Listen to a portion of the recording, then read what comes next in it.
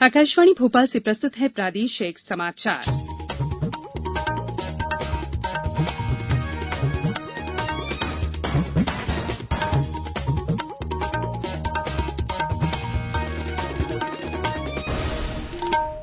नमस्कार, समाचारों के साथ मैं संयुक्ता बैनर्जी। प्रधानमंत्री नरेंद्र मोदी ने आज वीडियो कॉन्फ्रेंसिंग के माध्यम से स्वामित्व योजना के अंतर्गत संपत्ति कार्ड वितरित करने की योजना का शुभारंभ किया।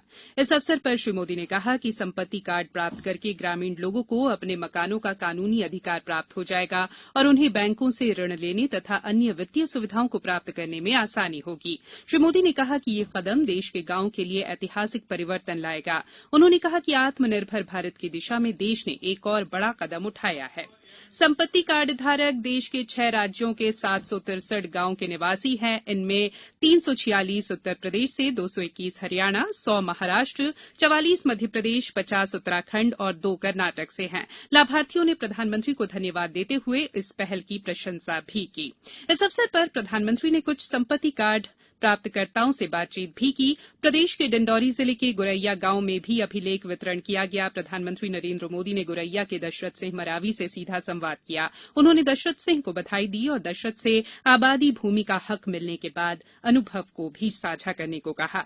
दशरथ सिंह ने अपनी प्रतिक्रिया में आकाशवाणी को बताया कि बहुत अच्छा लगा हमें माननीय प्रधानमंत्री से बात करने में, और हमें गाइडेंस दिया प्रधानमंत्री जी की इस आवास भूमि का जो हमारे पास मालिकाना हक नहीं था, वो आज वह मालिकाना हक मिल चुका, उससे हमें पूरा अधिकार मिल चुका।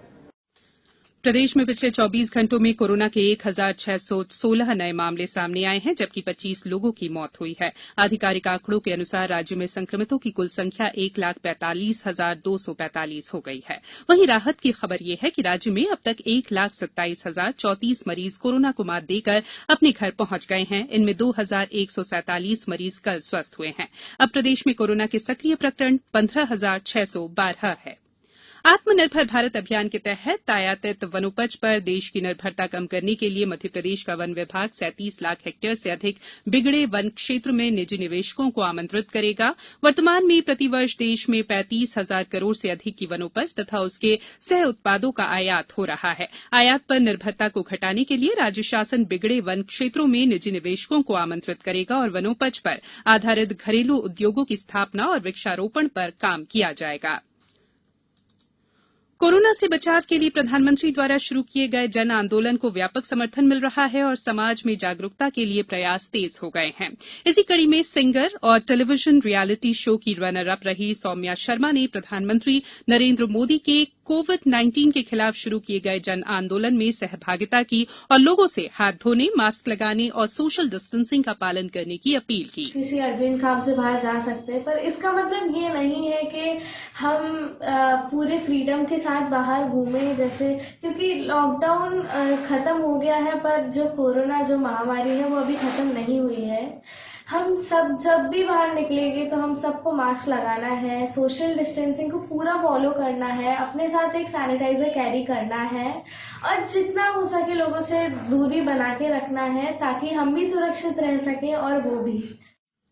हमारी विशेष श्रृंखला अच्छी खबर के 66वें अंक में आज शाम प्रादेशिक समाचारों में सुनिए इंदौर की कान्ह और सरस्वती नदी के जीर्णोद्धार के लिए चलाए जा रहे प्रदेश के सबसे बड़े अभियान पर विशेष रिपोर्ट। अच्छी खबर में आप हर रविवार रूबरू होते हैं प्रदेश के किसी भी इलाके की उस खबर से जो सकारात्मक है और समाज को दिशा देने में मददगार हो सकती है। सतना जिले के चित्रकूट में ग्रामोदय पखवाड़े का आज समापन हुआ। भारत रत्न नानाजी देशमुख की जयंती और अंतर्राष्ट्रीय बालिका दिवस के अवसर पर 25 सितंबर से शुरू हुए ग्रामोदय पखवाड़े के दौरान जन जागरूकता के कई कार्यक्रम आयोजित किए गए। इस अवसर पर तंबाकू मुक्त समाज बनाने की शपथ ली गई और सामूहिक श्रम साधना के महत्व को भी बताया गया। दीनदयाल शोध संस्थान में आयोजित पखवाड़े के दौरान ग्रामीण क्षेत्रों में स्वच्छता, नशामुक्ति, जल संरक्षण और पर्यावरण के विषयों पर कार्यक्रम आयोजित किए गए। इस बुलेटिन में फिलहाल इतना ही। अंत में आप सभी से एक अपील, मास्क और 2 गज की दूरी, हाथ धोना भी है जरूरी। नमस्कार।